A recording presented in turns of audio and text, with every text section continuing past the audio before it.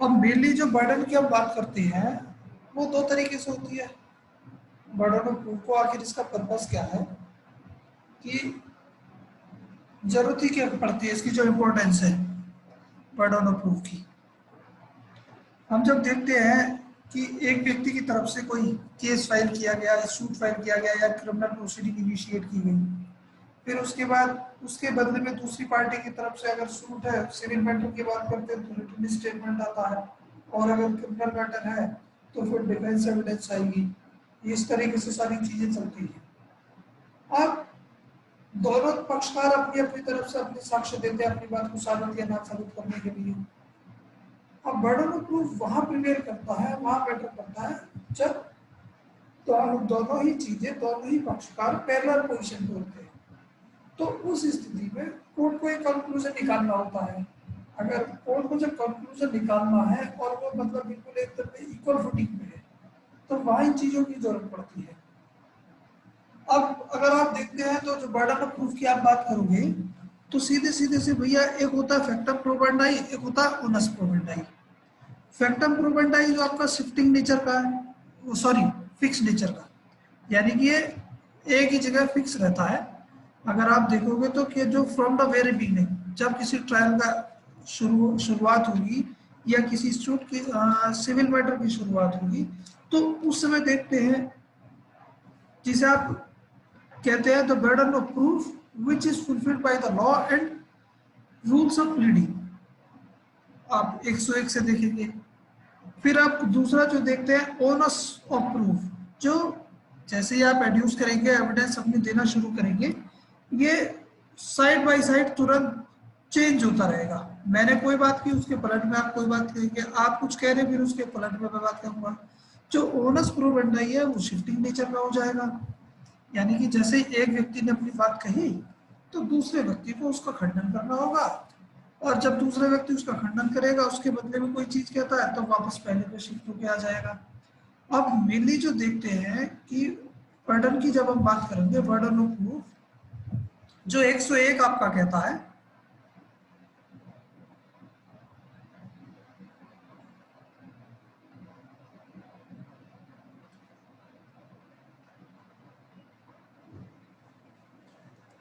whoever desires any court to give judgment as to any, यानी कि जो कोई व्यक्ति एक इच्छा रखता है किसी न्यायालय से कि वो जजमेंट दे, किस संबंध में, किसी लीगल राइट के या लायबिलिटी के संबंध में, dependent on the existence of fact, जो किसी तथ्य के अस्तित्व के ऊपर डिपेंड करते हैं, either it be a legal right और लायबिलिटी।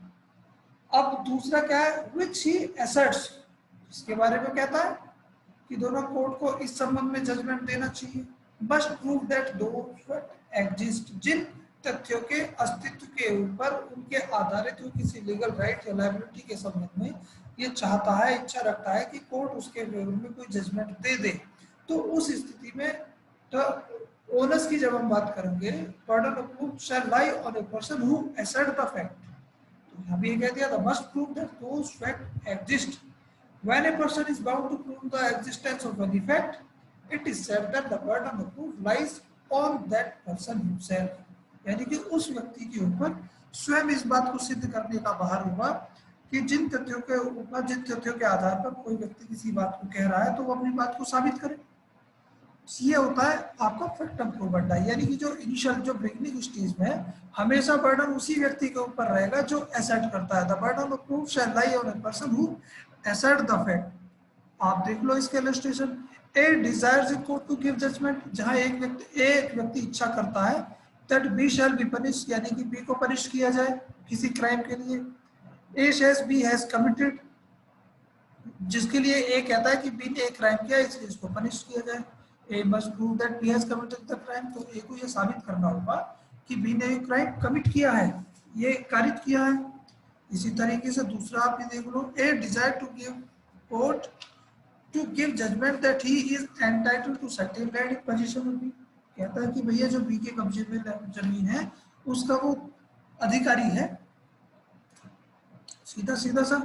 अब यहाँ पर इस बात को भी वो साबित करेगा,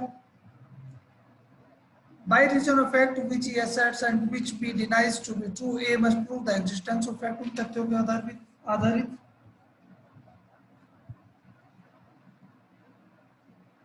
अब मान लीजिए इसको आप जो इसके लिए केस नोट कर लेंगे आप, Benazir versus Veldivan, All India report 1998 का केस है। इसमें देखो सीधा सीधा सा है, अगर आप रेंट कंट्रोल एक्ट में जाओगे तो जो एकोमोडेशन एक्ट में, तो वहां दिया हुआ है कि जो आपका लैंडलॉर्ड है अपनी बोनाफाइड नीड के आधार पर टेनेंट से मकान खाली करने के लिए सूट फाइल कर सकता है, इविक्शन के लिए सूट फाइल कर सकता है बोनाफाइड नीड के लिए।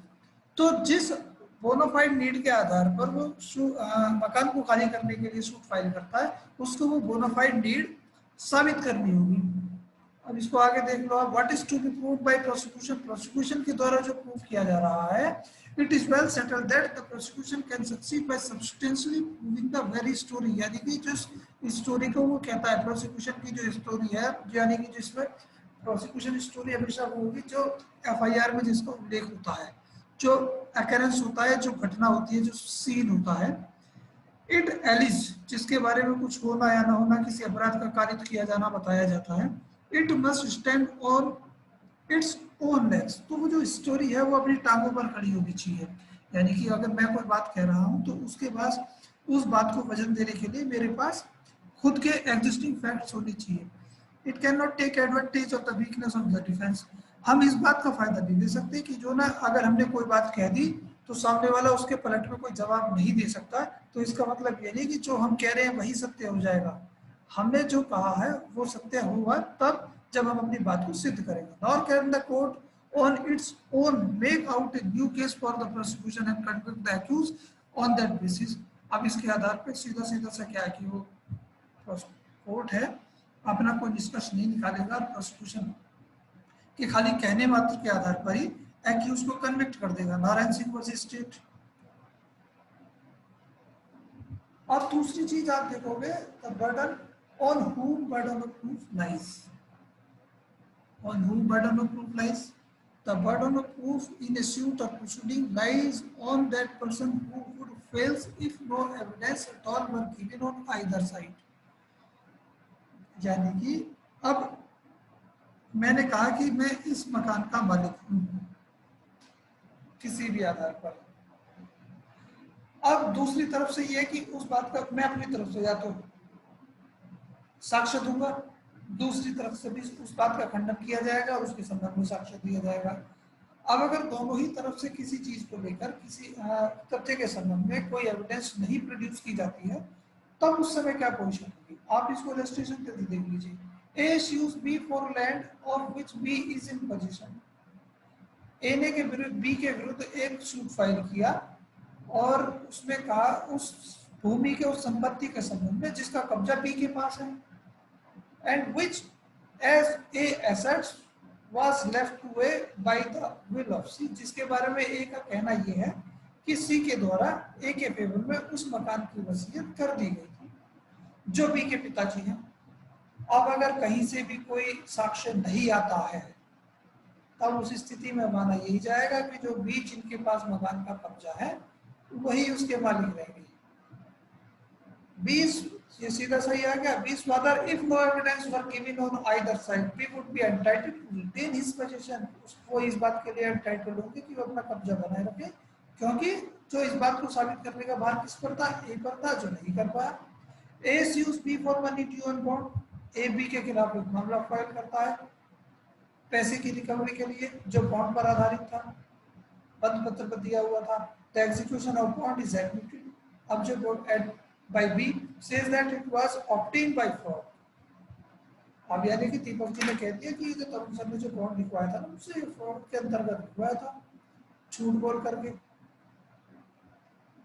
तब उस स्थिति में ये सबूत ये सिद्ध करने का भार दीपक जी के ऊपर आ जाएगा कि वो इस बात को साबित करे कि मैंने इनके साथ जो है ना फ्रॉडुलेंटली कोई काम किया था जिसकी वजह से वो बॉन्ड लिखा गया था।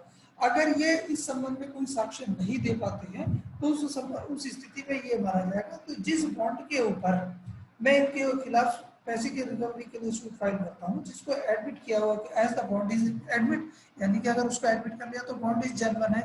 बस अगर हम पीछे देख करके क्या आए थे कि डॉक्यूमेंट इटसेल्फ के द्वारा प्रूव किया जाएगा, लेकिन अगर कोई ऐसे तथ्य को जो इस बात को उसको इनवैलिडेट बनाते हो ये बताते हो कि बाय फ्रॉड है, बाय करूजन है, बाय इन्फ्लुएंस है, इस तरीके से ये दिया गया है, तब उस स्थिति में उसका साक्ष्य दिया जाएगा।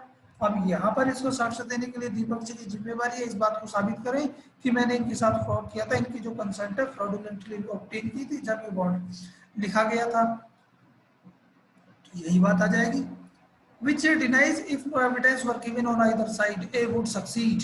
यानी कि मैं इनके खिलाफ जो सूट फाइल करूंगा पैसे की रिकवरी के लिए, मैं उसमें सक्सीड हो जाऊंगा।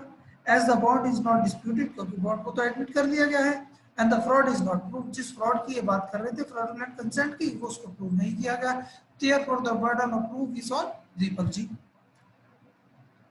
इसी तरीके से आप 3 की बात कर लीजिए, सेक्शन 3। जब हम 101 में कहा कि the burden of proof shall lie upon the person who assert the fact, यानी कि जो फिक्सिंग नेचर का है।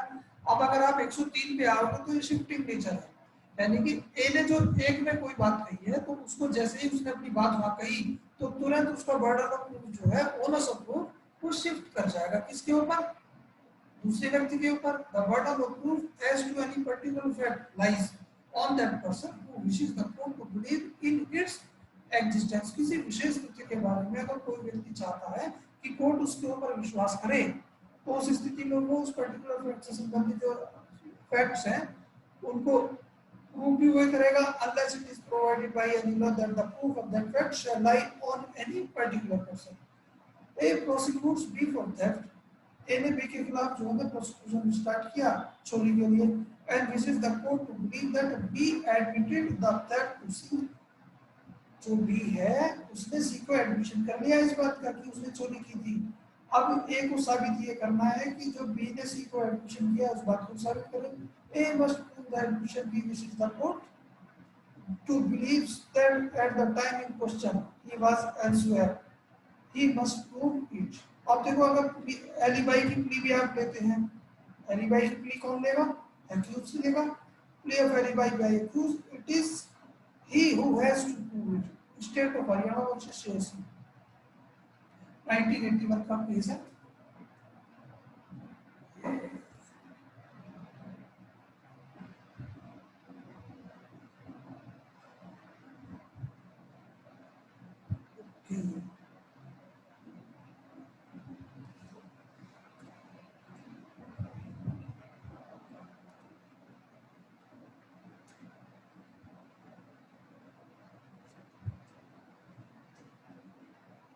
देखो भैया 103 तक बताओ, किसी को कोई डाउट हो तो। सर जो 101 में है वो burden of proof non shifting nature का है और 103 में आके वो शिफ्ट हो सकता है। बर्डन ऑफ प्रूफ की आप बात करते हो भैया, तो बर्डन ऑफ प्रूफ को दो तरीके से समझ लो।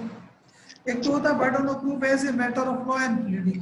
जो बर्डन ऑफ प्रूफ है इसको भैया बंद कर लिया करो, तुम नोट कर लिया करो। तो burden of proof as a matter of law and pleading, और दूसरा होता है burden of proof as a matter of adducing evidence. जब ऐसे matter of law and pleading, pleading से मतलब होता है जब आप या किसी चीज को इनिशिएट करते हो, तो इसका मतलब क्या है, burden of proving all the facts और एस्टेब्लिशिंग वंस केस, यानी कि अपने ही केस को सिद्ध करना है, उसी को एस्टेब्लिश करना है।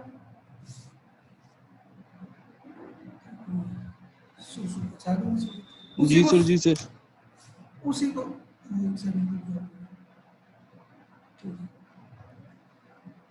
उसी को एस्टेब्लिश करना है। तो यानी कि तो उसका जो स्ट्रिक्ट मीनिंग की अगर हम बात करते हैं बर्डन ऑफ प्रूफ की, जिसको आप ओनस प्रोमंडाई कहते हैं, is that if no evidence is given by party to whom on whom the burden is passed, the issue must be found against him। सीधा सीधा सा, यानी कि जिस व्यक्ति के अगेंस्ट किसी बात को सिद्ध किया जाना है, जिसके ऊपर ये लाई करता है, तो ये माना जाएगा कि यह उसके अगेंस्ट सिद्ध होता है। तब इस बर्डन ऑफ प्रूफ है, उसके दो मीनिंग निकाल कर आप चलोगे। Burden of proof as a matter of law and pleading किसके ऊपर रहेगा हमेशा, पार्टी, उस पार्टी के ऊपर या तो प्लेंटिफ है या डिफेंडेंट है, जो सब्सटेंशियली किसी तथ्य को, किसी बात को अफर्म करता है, किसी बात को कहता है। अगर मैंने किसी बात की शुरुआत की, मैंने कि ठीक है भैया मैं दीपक जी के ऊपर मेरे 5,000 रुपए हैं, तो इस बात को पहले मैं साबित करूंगा।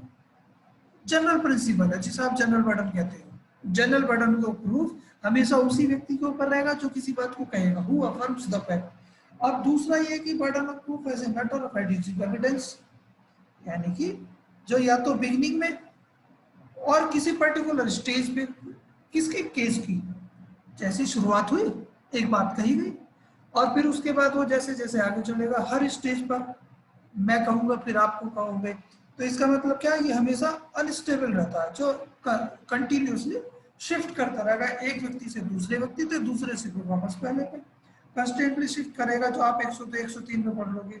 It lies at first on party who would be unsuccessful if no evidence at all was given on either side. सबसे पहले तो ये उस पे जब दोनों ही पक्षकारों की तरफ से कोई एविडेंस नहीं दी जाएगी तो उस पे लाई करे, उसके ऊपर होगा ये बर्डन ऑफ प्रूफ जिस पे लाई करता है, फिर उसके बाद ये आगे आगे इसी तरीके से शिफ्ट होता चला जाएगा।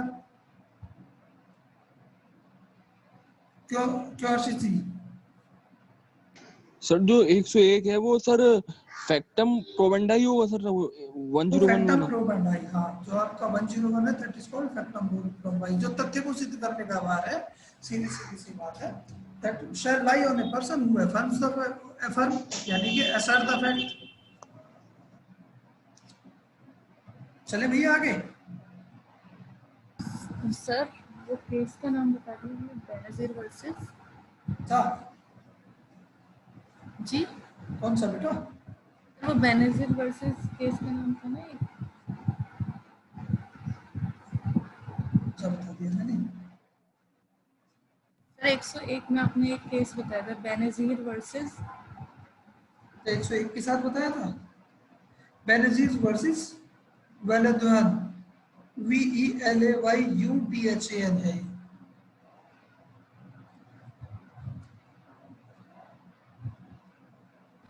Okay sir. अब जब इंपॉर्टेंस की आप बात करोगे पर ओनस की, बर्डन ऑफ प्रूफ की, तो सीधा सीधा समझ ही जाओगे जब दोनों तरफ से साक्ष्य आना शुरू हो जाएगा और कंक्लूजन मतलब कंक्लूड कर दिया जाएगा, तब उसके बाद कोर्ट डिसाइड करता है, कोर्ट उसको देखेगा, दोनों तरफ से साक्ष्यों को तोलेगा, उसके ऊपर तोलने के आधार पर एक कंक्लूजन देगा। लेकिन जब वो पैरेलल फुटिंग पे होंगे तब उसे ये देखना होगा कि कौन व्यक्ति अपनी बात को सिद्ध कर पा रहा है और या कौन व्यक्ति अपनी बात को सिद्ध नहीं कर पा रहा है। अब देखो इसको आप इस तरीके से भी देख लीजिए, अगर एक वाइफ अपने हस्बैंड के अगेंस्ट एडल्ट्री के चार्ज लगाती है, यानी कि डाइवोर्स के एक मामले में सीधे सीधे डाइवोर्स पिटीशन में कहती है कि एडल्ट्री के ग्राउंड पर डाइवोर्स पिटीशन उसने फाइल कर दी। अब यहाँ पर वाइफ की जिम्मेवारी है कि वो उस एडल्ट्री को प्रूव करे। अब वहां पे उसे ये एक्सक्यूज नहीं दिया जाएगा कि भाई ये तो इम्पॉसिबल है उसके लिए सिद्ध कर पाना कि जो ना वो एडल्ट्री में है भी या नहीं, खाली कहने मात्र से काम नहीं चलेगा, वो जो उसने कहा है वो उसे सिद्ध भी करना पड़ेगा। पुष्पा दत्ता मिश्रा का केस है versus Archana Mishra, all India report 1992 का, where a wife in a divorce petition alleged adultery on the part of her husband, it was held that burden was upon her to prove that the fact, and it was no excuse to say that it was virtually impossible to procure evidence of that fact. अब इसके बाद अब आगे आप चलिए। हाँ बेटा। Sir case का नाम रिपीट कर दीजिए। पुष्पा दत्ता मिश्रा वर्सेस अर्चना मिश्रा। क्या sir? Pushpa Dutt Mishra versus Archana Mishra, all India reporter 1992।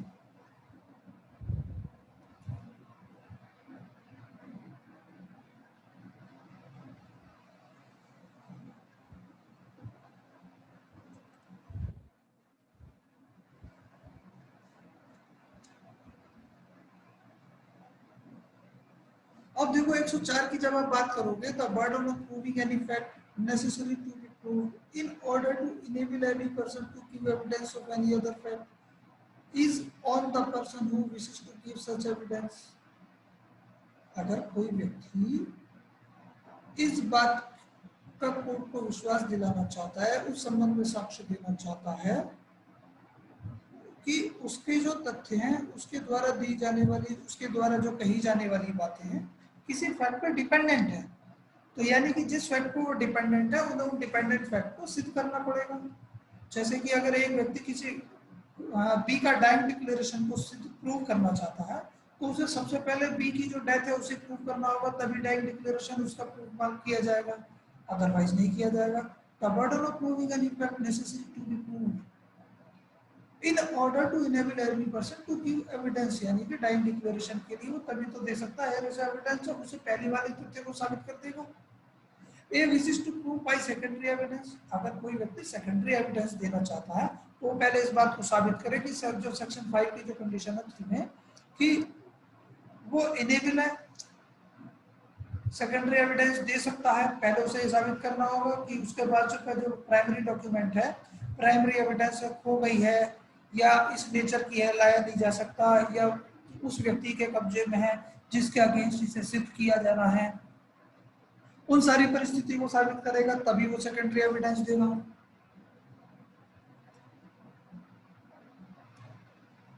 आप देखो याद है जो रूल ऑफ इनोसेंस की हम बात करते हैं, रूल ऑफ इनोसेंस क्या है, जो हमेशा जो प्रिजम्पशन ये रहती है, जो जनरल प्रिजम्पशन है, जनरल प्रिजम्पशन क्या है, जनरल प्रिजम्पशन यही होगी कि कोई भी व्यक्ति जब तक उसके खिलाफ कोई मामला सिद्ध नहीं हो जाता तब तक वो इनोसेंट है।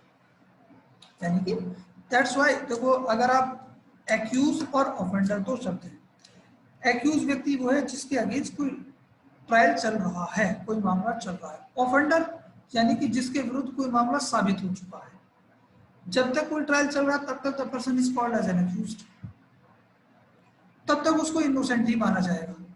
अब इसीलिए जब आप 105 की हम बात करते हैं तो when a person is accused of an offence, जहां वो किसी अपराध का, किसी का एक्यूज्ड है, अभियुक्त है, the burden of proving the existence of any circumstances, यानी कि जो उन सर्कमस्टांसेस जो आपके 76 से लेकर 106 तक दी हुई हैं आईपीसी में जनरल एक्सेप्शन में, उन्हें सिद्ध करने का भार उस व्यक्ति के ऊपर होगा जो कहता है कि भैया उसका जो मामला है उस एम्बिट में आता है, जनरल एक्सेप्शन के एम्बिट में आता है, स्पेशल सर्कमस्टांसेस में आता है। तो उसे, अब देखो यहाँ पे तो एक होता है जनरल बर्डन, एक होता है स्पेशल बर्डन। जनरल बर्डन तो ये है कि हमेशा इस बात को सिद्ध करने का भार प्रोसिक्यूशन पे होगा कि किसी व्यक्ति ने कोई अपराध कारित किया है। सीधे सीधे से अगर कोई ऑफेंस को साबित करना है, किसी अपराध को साबित करना है तो उसे प्रोसिक्यूशन प्रूव करेगा। तो जनरल बर्डन तो यही है। अब लेकिन जो स्पेशल बर्डन है, स्पेशल बर्डन ये है कि सीधे सीधे से इसमें कि एक्यूज व्यक्ति जो ये कह रहा है कि उसके जो 76 से लेकर के 106 तक की जो कंडीशन है, जनरल एक्सेप्शन है, उसका मामला तो जनरल एक्सेप्शन के अंतर्गत आता है, तो ये फिर एक्यूज साबित करेगा इस बात को। When a person is accused of any offense, the burden of proving the existence of circumstances bringing the case within any of the general exception in the Indian Penal Code or within any special exception, कोई विशेष अपवादित परिस्थितियां, और proviso contain in any other part of the same code, या किसी और proviso में ये सारी चीजें आ रही हैं किसके, आईपीसी वाले, और in any law defining the offence is upon him, वो खुद साबित करे, और ये कोर्ट शैल प्रिज्यूम करके चलेगा। अगर वो अपवादित परिस्थितियां नहीं है तो उस स्थिति में, उन परिस्थितियों के लिए कोर्ट प्रिजम्पशन यही करके चलेगा कि ऐसी कोई परिस्थिति विद्यमान नहीं है। पहली प्रिजम्पशन ये होगी। अब अगर एक्यूज ने कोई बात कही है तो उसे वो साबित करेगा। इलस्ट्रेशन आप देख लो, A is accuse of murder, alleged that by reason of unsoundness of mind he did not know the nature of act, the burden of proof is on A, यानी कि अनसाउंडनेस की वजह से उसे इस बात का आभास था ही नहीं वो क्या करने जा रहा है, तो वहां पे इस स्थिति में क्या होगा, इस बात को साबित करने का बाद उसी व्यक्ति के ऊपर होगा जो ये कहता है कि भैया अनसाउंड था। इसी तरीके से आपका था, A is accused of murder of Alice that by grave and sudden provocation, कि दीपक जी ने भैया मुझे इतनी गालियां दी, इतनी गालियां दी, उन्हें सुनकर मुझे आवेश आ गया और मैंने उठाकर इनके सर में पत्थर मार दिया, ये हो गया। तो इस बात को मैं सिद्ध करूंगा कि भैया इन्होंने गालियां दी थी जिस वजह से मैंने अपना कंट्रोल खो दिया था। ऑफ सेल्फ डिफेंस की जब प्ली लेते हैं, when the prosecution has established his case, prosecution ने जहां अपना मामला साबित कर दिया, it is incumbent upon the accuse, और फिर ये अभी एक्यूज के ऊपर चला के शिफ्ट कर रहा है under section 105 to establish the case of his private defence by showing probability, इस बात को साबित कर दे, इस चीज को बताए कि भैया जनरल एक्सेप्शन में उसका आ रहा है। The burden of establishing the plea of self-defense is on the accused, and the burden stand discharged by showing preponderance of probabilities in favor of that plea on the basis of material on record.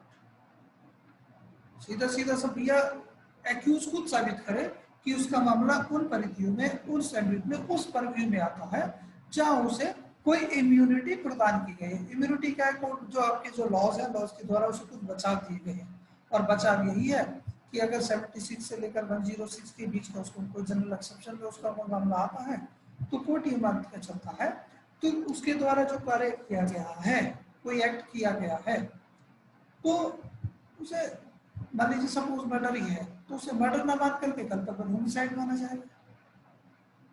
Culpable homicide से तो मतलब यह कि human के द्वारा human को काटना, मानव के द्वारा मानव को काटना ही कल्पेबल होमिसाइड है।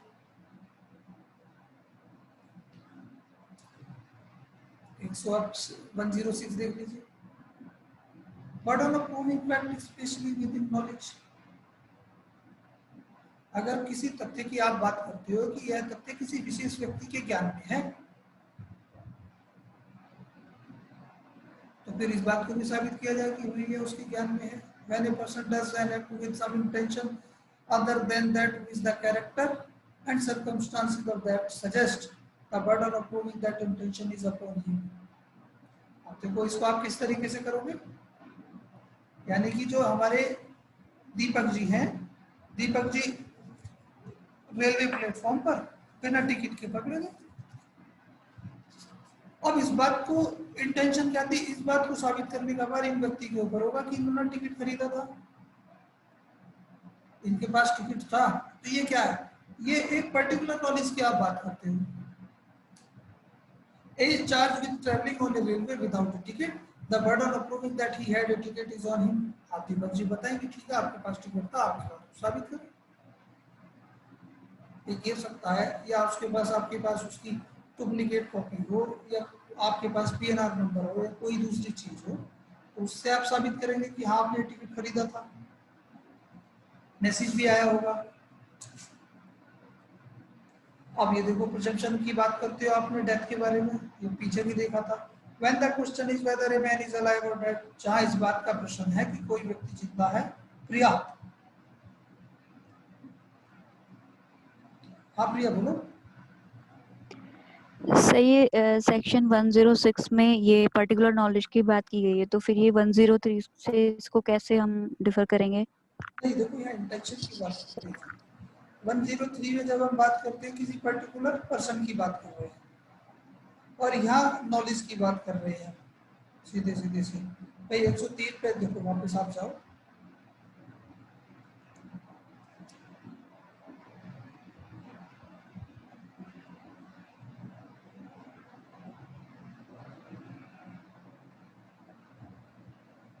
As to particular fact, किसी पर्टिकुलर तथ्य के बारे में आप बात कर रहे हो, the burden of proof as to any particular fact lies on that person who wishes the court to believe it's in its existence। अब यहाँ जब आप बात करोगे नॉलेज की आप बात कर रहे हो, नॉलेज क्या अपने आप में फैक्ट है। When any fact is especially within the knowledge of any person, अब ये तो दोनों नहीं आई बात अभी भी समझ में। नहीं सर। सर मुझे भी नहीं आई, मेरा सेम डाउट था। अच्छा मेरा भी सेम डाउट था कि 103 और 106 में डिफरेंस क्या है, इसी बीच में इन्होंने पूछा है। मेरा भी सेम डाउट है सर, ये मेरे को भी दोनों में डिफरेंशिएशन क्लियर नहीं हो पा रहा है। 103 से क्या समझ रहे हो आप? सर दोनों में बात तो वही आ रही है कि आप एक फैक्ट को चाहते हैं कि कोर्ट बिलीव करे। 103 में भी यही जी। हाँ देखो ये तो 101 में भी यही कह रहे हैं कि आप ये तो आपकी कोर्ट का आपकी बात पे विश्वास करें। 101 में भी यही बात कह रहा है। जो जनरल प्रिंसिपल की आप बात करोगे, जनरल प्रिंसिपल क्या है, जो जनरल बर्डन ऑफ प्रूफ है वो ये है कि हमेशा इस बात को साबित करने का भार उस व्यक्ति के ऊपर होता है जो ये कहता है कि कोर्ट उसकी बात पर विश्वास करे, यानी कि हुआ असर्ट द फैक्ट, जिसने किसी तथ्य को कहा। जनरल बर्डन ऑफ प्रूफ तो ये हो गया। अब उसके बाद आप आगे चलते हो, वो शिफ्ट करता है। शिफ्ट करने के बाद दूसरा ये कि जब दूसरा व्यक्ति भी जब शिफ्ट करके जाएगा, जिसे आप शिफ्टिंग नेचर की बात करते हो, ओनस प्रोबेटाई, जब आगे पहुंचेगा तो वहां तो उस व्यक्ति को ऊपर शिफ्ट कर जाएगा जो फिर दूसरा पलट के जिस व्यक्ति के पास पहुंचना है। मान लीजिए प्रोसिक्यूशन ने अगर अपने केस के बारे में एविडेंस प्रोड्यूस कर दिया, तो अब इसके बाद ओनस किसके पास पहुंचा?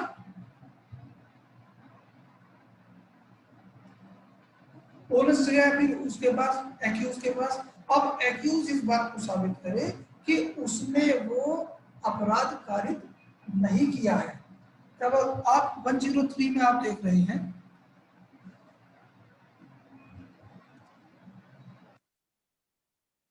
burden of proof as to any particular fact lies on that person who wishes the court to believe in its existence। यानी कि जहां किसी तथ्य के, किसी विशेष तथ्य के, फैक्ट की बात केवल विशेष तथ्य के एग्जिस्टेंस की बात करते हैं, तो उस व्यक्ति के ऊपर लाई करता है जो कोर्ट को उस तथ्य के होने का विश्वास दिलाता है। Unless it is provided by any law that the proof of that fact shall lie on any particular person।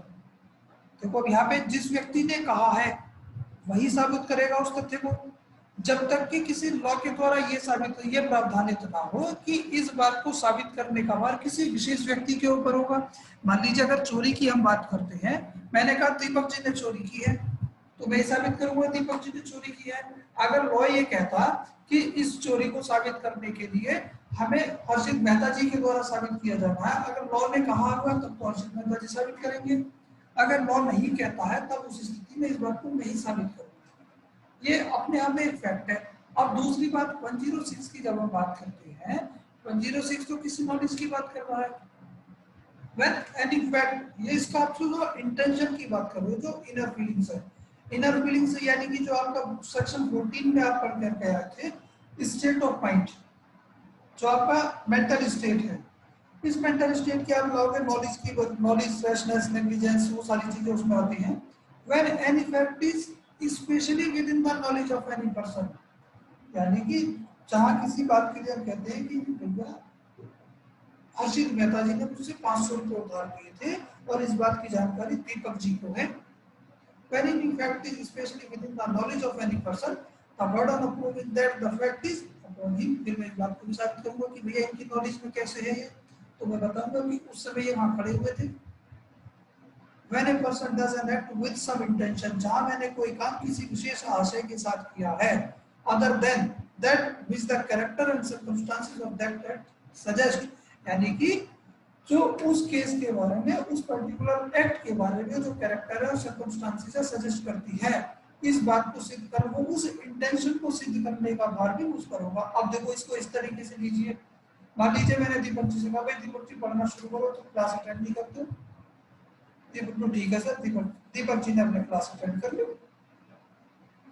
अब महीना हो गया, 2 महीने हो गए, 3 महीने बाद मैंने दीपक जी से कहा भाई दीपक जी फीस नहीं दी आपने। अब दीपक जी क्या कहेंगे, सर फीस की तो कोई बात ही नहीं हुई थी, मुझे तो यही लगा कि आप मुझे ऐसे ही पढ़ाएंगे। मैं अब यहाँ पर जो मेरी इंटेंशन है, जिस इंटेंशन के बाद, जिस इंटेंशन की वजह से, जिस इंटेंशन के साथ मैंने दीपक जी को कोई बात कही थी, तो ये इंटेंशन कौन सिद्ध करेगा? क्यों दीपक जी? सर वो तो आप ही प्रूव कर पाएंगे, क्योंकि इंटेंशन तो मेंटल स्टेट है, वो आप ही जान पाएंगे। अब ये जो नॉलेज है ये भी मेंटल स्टेट है जी।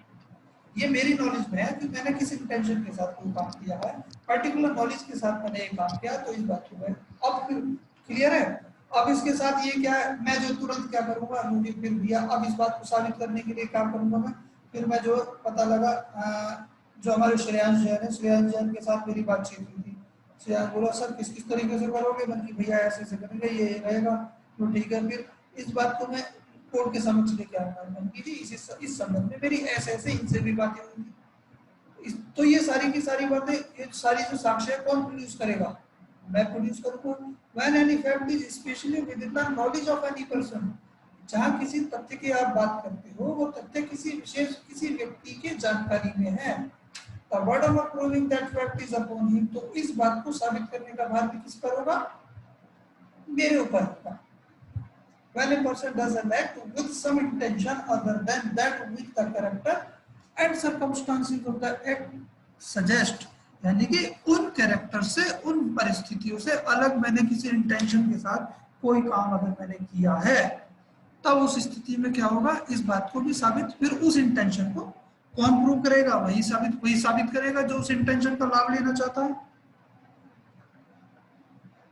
नई बात समझ में? अब देखो इसको आप ये से भी देख सकते हैं। अब दीपक, मेरे कब्जे में से चोरी की वस्तु प्राप्त हुई। जब मेरे कब्जे से चोरी की वस्तु प्राप्त हुई, अब इस बात को साबित कौन करेगा कि जो ये जो चोरी की वस्तु मेरे कब्जे से प्राप्त हुई है, मैंने ये चोरी की वस्तु समझकर नहीं ली थी।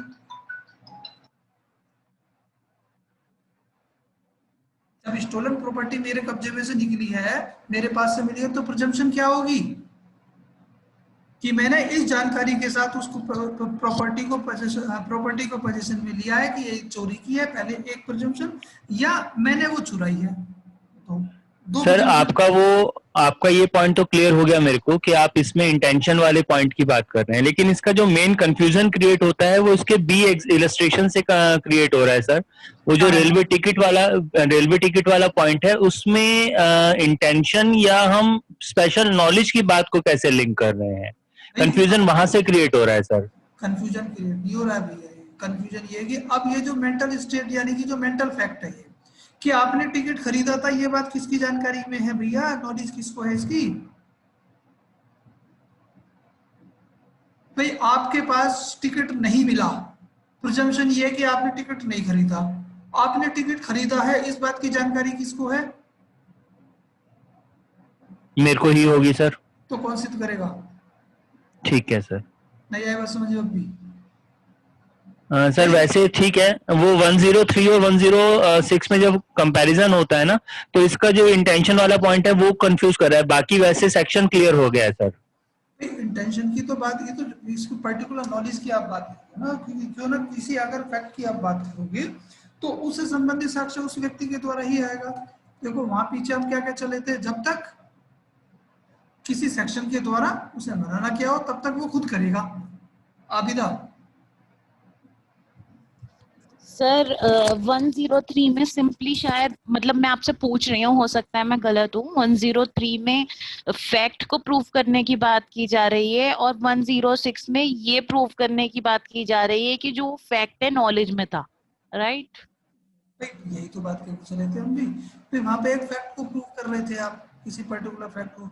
यहाँ अगर उस फैक्ट से संबंधित नॉलेज की हम बात कर रहे हैं कि इस तथ्य का ज्ञान किस व्यक्ति को है, उस व्यक्ति के नॉलेज की हम बात कर रहे हैं यहाँ पर। अगर लेकिन टिकट खरीदा है तो जिसने खरीदा है उसे मालूम है।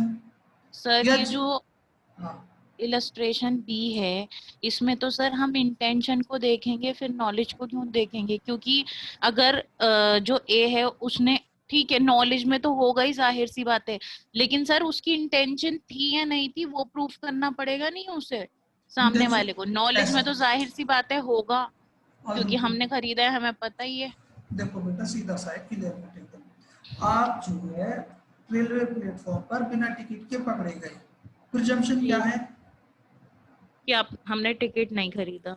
इंटेंशन क्या है, बिना टिकट के आप यात्रा करना चाह रहे हैं, जी यही तो प्रिजम्पशन है। Yes sir. अब आपको इसे रिवर्ट करना है। Yes sir. रिवर्ट करने के लिए आप इस बात का साक्ष्य देंगे कि आपने टिकट खरीदा था, वो गिर गया है। जी, तो इस बात को कौन सिद्ध करेगा?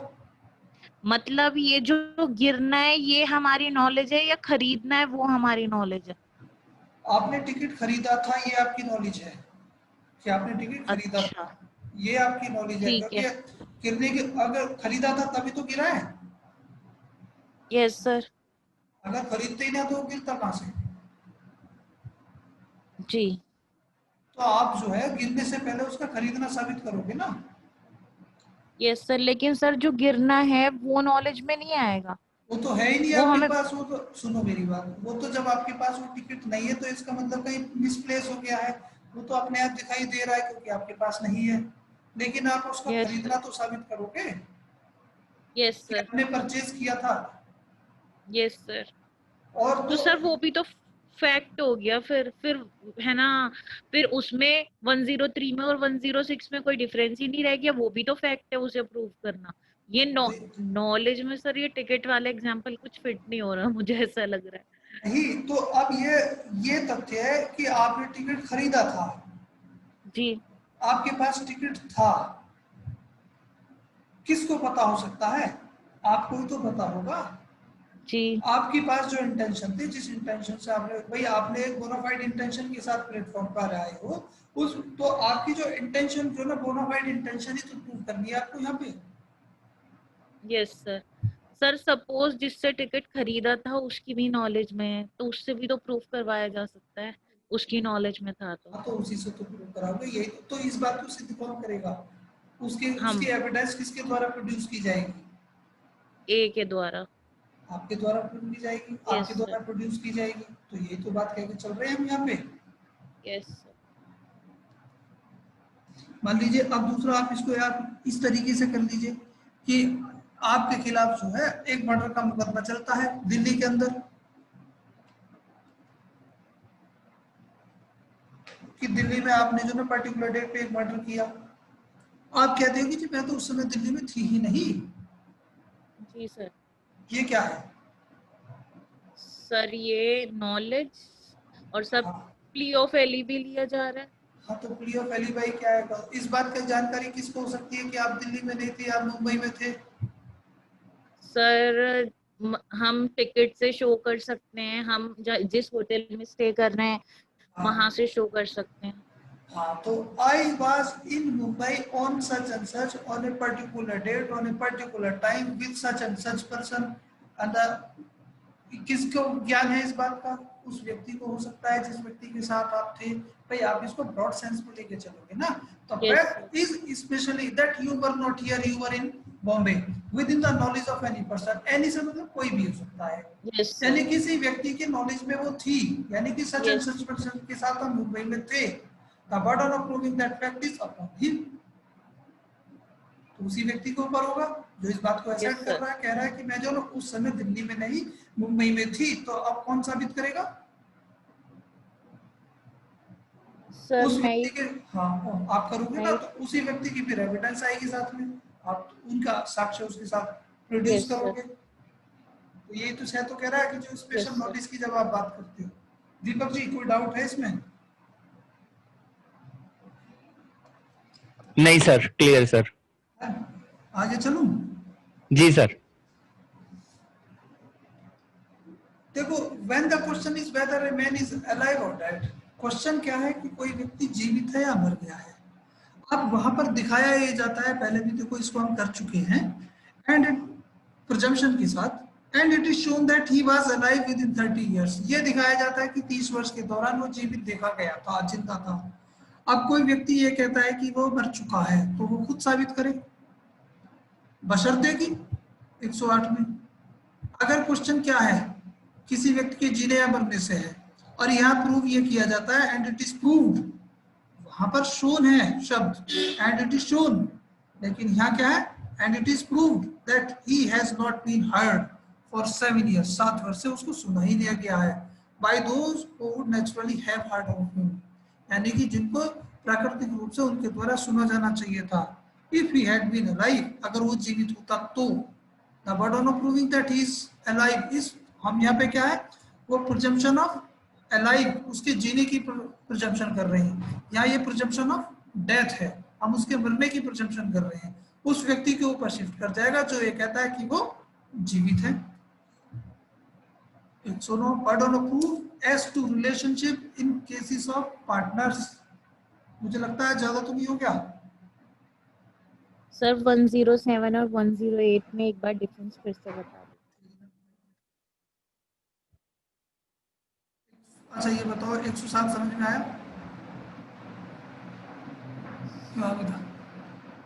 सर इतना समझ में आया है बस कि जहाँ पे ये डाउट हो कि कोई पर्सन मर गया है या जिंदा है, और ये दिखाया गया है कि वो 30 साल से जिंदा है, तो ये माना जाए क्या है ये, the burden of proving that he is dead is on the person. हाँ, तो जिसे ये जो ये साबित करना चाहता है कि वो मर गया है तो उसे प्रूफ करना पड़ेगा कि वो मर गया। अतः अगर किसी व्यक्ति के बारे में 30 वर्ष के दौरान ये कहा कि हाँ वो जीवित है, तो यानी कि यही माना जाएगा, प्रिजम्पशन ये है कि वो जिंदा है, अगर ये दिखाया यस गया तो। अब कोई व्यक्ति कहता नहीं जी वो मर गया, तो आप साबित करें। ठीक। ठीक है, बशर्ते कि अगर प्रश्न किसी के जीने या मरने से है और ये साबित कर दिया गया है कि किसी व्यक्ति उस व्यक्ति को उन लोगों के द्वारा जिनको प्राकृतिक रूप से उनके पास नॉलेज होनी चाहिए थी, सुना जाना चाहिए था, 7 वर्ष से उनके बारे में उन लोगों ने नहीं सुना है कि वो जीवित है, इस बात को अगर साबित किया गया, कर दिया गया, तब उस स्थिति में ये प्रिज्यूम कर लिया जाएगा कि वो मर चुका है, प्रिजम्पशन ऑफ डेथ। अब अगर कोई व्यक्ति कहता है कि नहीं वो तुझे जीवित है, तो इस बात को साबित कौन करेगा? जो कह रहा है कि वो जीवित है। जो कह रहा है कि वो जीवित है। यहाँ पे 2 अलग अलग प्रिजम्पशन है, प्रिजम्पशन ऑफ अलाइव यानी कि जिंदा रहने वाली जो अवधारणा है, और प्रिजम्पशन ऑफ डेथ यानी कि दूसरा 108 में कि उसके मरने की अवधारणा आप करके चल रहे हो। आगे चलूं? Yes sir. अब ये कह रहा है कि burden of proof as to relationship in cases of partners, landlord, tenant, principal agent, husband wife, इस तरीके की जहाँ किसी रिलेशनशिप के बारे में उदाहरणा करनी हो। अब मान लीजिए दीपक जी हैं, दीपक जी किसी महिला के साथ एक पर्टिकुलर आवास में रह रहे हैं और वो आना जाना आस पड़ोस के लोगों को से ये लगता है कि ये भैया ये इनकी पत्नी ही हो सकती है। अगर इस बात को लेकर के कोई क्वेश्चन उठता, when the question is whether persons are partners, landlord, tenant और principal and agent, and it has been shown that they have been acting as such, ये दिखाया गया कि हाँ भाई वो पार्टनर की तरह ही एक्ट कर रहे थे, लैंडलॉर्ड और टेनेंट की तरह ही एक्ट कर रहे थे, प्रिंसिपल और एजेंट की तरह ही एक्ट कर रहे थे, हस्बैंड और वाइफ की तरह ही एक्ट कर रहे थे।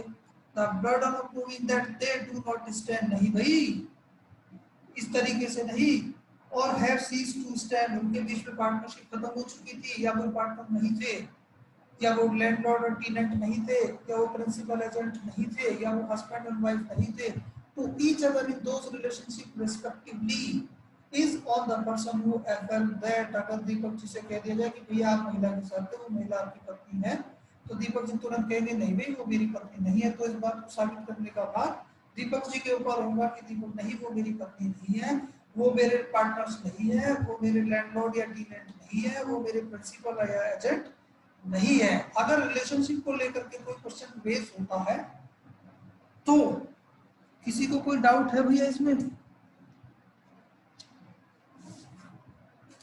109 में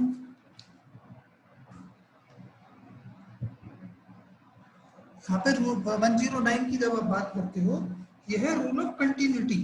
कंटिन्यूटी यानी कि सीधे सीधे से दे डू नॉट स्टैंड और हैव सीज्ड टू स्टैंड, यानी कि इस तरीके या वो पार्टनरशिप में नहीं है या पार्टनरशिप उनकी खत्म हो चुकी है। इसी बात का साक्ष्य दिया जाना है, इसी बात को सिद्ध या ना सिद्ध करना है, तो वो व्यक्ति करेगा जो इस बात को कहता है। आगे चलूं इसको लेकर के। When the question is whether any person is owner of anything, जहाँ प्रश्न यह है कि दीपक जी किसी संपत्ति के स्वामी हैं जिसके बारे में यह दिखाया गया कि वो उनके कब्जे में है, इस बात को सिद्ध करने का भार कि he is not the owner is on the person who affirms that he is not the owner। अगर हर्षित मेहता जी कहते हैं कि दीपक जी इसके ओनर नहीं है, तो इस बात को साबित कौन करेंगे? हर्षित मेहता जी करेंगे। अब इसके साथ आप जो सेक्शन 145 सीआरपीसी देखेंगे, 145 सीआरपीसी और सेक्शन 6 स्पेसिफिक रिलीफ एक्ट भी देख लीजिएगा, जहां ओनरशिप को लेकर के प्रिजम्पशन की गई है। भाई position is the 9 point of law, ये कहता है कि जो कब्जा है स्वामित्व का क्या है, 9वां हिस्सा, 9वां पॉइंट है। यानी कि जब आप स्वामित्व के बारे में पोजीशन के ओनरशिप की बात करते हो, तो उसमें एक एसेंशियल इंग्रेडिएंट ये है कि जो पोजीशन है, पोजीशन भी ऑनर का ही होना चाहिए। When the question is whether any person is owner of anything, जहाँ प्रश्न ये है कि कोई व्यक्ति किसी संपत्ति का स्वामी है और which he is shown into be possession, जिसके बारे में ये दिखाया जाता है कि वो उसके कब्जे में भी है, और दूसरा व्यक्ति कहता नहीं जी ये इसका कब्जा था, ये इसका जो स्वामी नहीं है, तो ये माना जाएगा। फिर वहां साबित करने, इस बात को साबित करने का भार भी उस व्यक्ति के ऊपर होगा जो ये कहता है कि ये इसका ऑनर नहीं है। अब इस 111 की आप बात करते हो, तो इस 111 को आपने पढ़ा है कॉन्ट्रैक्ट एक्ट के सेक्शन 16 के साथ। सेक्शन 16 क्या कहता है? सेक्शन 16 ये कहता है कि इस बात को सिद्ध करने का बाद contract was not under undue influence shall be lie on a person who affirms that the contract was not under undue influence, उसी व्यक्ति के ऊपर होगा इस बात को सिद्ध करने का बाद भी जो कहता है कॉन्ट्रैक्ट जो है असमय कसर के द्वारा नहीं, जो कंसेंट है असमय कसर के द्वारा नहीं ली गई थी। Where there is a question as to the good faith of a transaction between parties, जहां पक्षकारों के बीच में गुड फेथ यानी कि सद्भाव के द्वारा कोई सद्भाव के साथ कोई ट्रांजैक्शन किया गया था, इस बात को लेकर के प्रश्न उठता है। One of whom stand to other in a position to active confidence, और उनमें से एक पक्षकार दूसरे पक्षकार के ऊपर उसकी जो विल है उसको डोमिनेट करने की पोजीशन में थे, उन दोनों के बीच में एक्टिव कॉन्फिडेंस था, यानी कि सक्रिय विश्वास दोनों के बीच में था, जिसे आप अंधविश्वास कह देते हैं। The burden of proving that good faith of a transaction is on party who is in position of active confidence, उस व्यक्ति के ऊपर ही होगा जो डोमिनेट करने वाली पोजीशन में थी, यानी कि 16 में ये था कि पिताजी ने जो मुझसे कॉन्ट्रैक्ट करवाया है वो अनड्यू इन्फ्लुएंस में करवाया है कि मेरा 50,000 रुपए का मकान, इन्होंने कह दी 5,000 में मेरे नाम लिख दे, मैंने लिख दिया जी, मैं पिताजी के सामने कुछ नहीं कह पाया, इनका अनड्यू इन्फ्लुएंस मैंने लिखवाया है। तो वहां पे इस बात को साबित करने का बाद जो पिताजी के ऊपर होगा कि नहीं, मैंने जो ये प्रॉपर्टीज अपने नाम लिखवाई है ये अनड्यू इन्फ्लुएंस में नहीं लिखवाई थी, ये इन्होंने सोच समझ के मेरे नाम में लिखी, इन्हें बता दिया था बेटा देख ले 50,000 की प्रॉपर्टी 5 में दे रहा है, फिर बाद में ये बताइए मुझे पिताजी कब में ले लिया आपने। तो इस बात को साबित कौन करेगा? इस बात को साबित पिताजी करेंगे। जब गुड फेथ की आप बात करते हो, the good faith of a sale by client to an attorney, यानी कि अटॉर्नी इसको आपके वकील साहब लेकर रख लो, जो वकील साहब के क्लाइंट ने वकील साहब के फेवर में एक सेल कर दी, is in question in a suit brought by the client. अब जो क्लाइंट है, क्लाइंट ने जो ना सीधे सीधे से जो सेल हुई थी, जो ट्रांजैक्शन हुआ था, उसको वॉइड डिक्लेयर कराने के लिए सूट फाइल कर दिया। भाई मान लीजिए कि अनड्यू इन्फ्लुएंस में था, उनके दोनों के बीच के जो रिलेशन थे फिडुशियरी रिलेशन थे, या एक व्यक्ति दूसरे व्यक्ति की जो विल है उसको डोमिनेट करने की पोजीशन में था, तो वहां पे उसको वॉइड डिक्लेयर करा जाएगा। आप कोई मुझे ये बताएगा कि इसके लिए जो ना स्पेसिफिकली लिखा कि किस प्रोविजन के द्वारा सूट फाइल किया जाएगा? प्रोविजन कहाँ दिया हुआ है? प्रिया बताएगी। प्रिया,